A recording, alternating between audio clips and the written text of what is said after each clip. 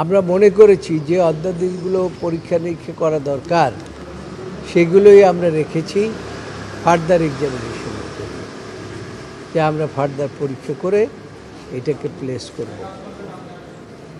এই অর্ডিন্যান্স পাশের একটা বাধ্যবাধকতা আছে, যেমন আমাদেরকে পার্লামেন্ট থেকে নির্ধারণ করে দিয়েছে 2 তারিখের মধ্যে এটা রিপোর্ট পেশ করার জন্য।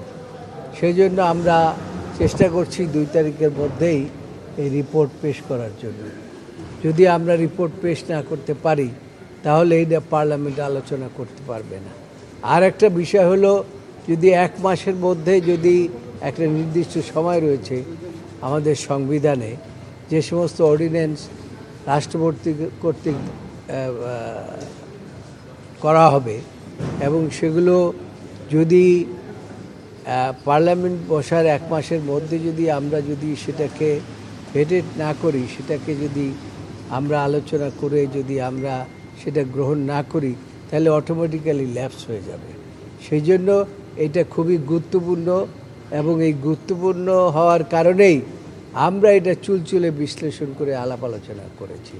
এখানে জামাতের পক্ষ থেকে তারা চেয়েছিলেন ওনাদের একজন এক্সপার্ট আনার জন্য, তো সেই জন্য একজন ব্যারিস্টার ওনারা নিয়ে এসেছেন, এবং সেই ব্যারিস্টার সাহেবও আমাদের সাথে একমত পোষণ করেছে। এইখানে যে বিষয়টি সবচাইতে বড়, সেটা হচ্ছে যে আমরা কোন জিনিসগুলো ল্যাপস হবে, কোন জিনিসগুলো আমরা গ্রহণ করব, সব কিছু নির্ভর করে পার্লামেন্টের উপরে। পার্লামেন্টে যদি প্রপার টাইমে যদি আমরা এটা প্লেস করতে না পারি, এবং আমরা আরও বলেছি যে সমস্ত বিষয়ের উপরে আপত্তি আছে সেই সমস্ত বিষয় প্রয়োজন হলে এটাকে যদি সংশোধন করতে হয় তাহলে বিল আকারে পরবর্তীতে আনার স্কোপ আমাদের সংবিধানে রয়েছে। সুতরাং আমরা সংবিধান মোতাবেক আগাতে চাই, যেহেতু সংবিধান মোতাবেকই এই সমস্ত কাজকর্ম গত সরকার করেছেন, সেই জন্য এই অর্ডিন্যান্সগুলো অত্যন্ত গুরুত্বপূর্ণ। এই গুরুত্বপূর্ণ বিধায় আমরা এগুলো নিয়ে আলাপ আলোচনা করে এই সিদ্ধান্তে উপনীত হয়েছি যে আমরা যেগুলো মোটামুটিভাবে আমাদের পক্ষ থেকেও কিছু আলোচনার বিষয় আছে, জামাতের পক্ষ থেকেও বিরোধী দলের পক্ষ থেকেও কিছু আলাপ আলোচনার বিষয় আছে।